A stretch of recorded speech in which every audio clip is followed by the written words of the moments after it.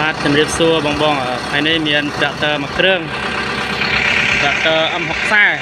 ត្រាក់ទ័រនេះស្អាតណាស្ទឹងនេះឆេះស្អាតហើយជើងយើងបាន4គ្រាប់ស្អាតណាកង់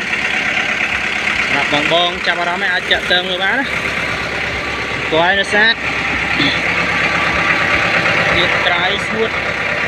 បងចាប់អារម្មណ៍អាចចាក់ទើងមើលបានស្ងួតណាM60 023ចាក់ទើស្អាតសម្រាប់បងត្រូវការត្រាក់ទ័រ M60 ធ្វើស្រែធ្វើចំការអាចមើលបានតែនេះឆេះស្អាតណា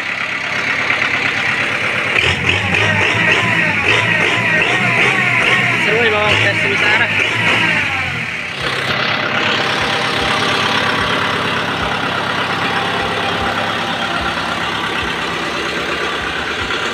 តែឈាមដៃជើងបានមកជុំ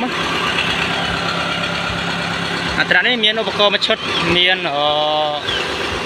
ខ្វល់មានសើយកបាយដី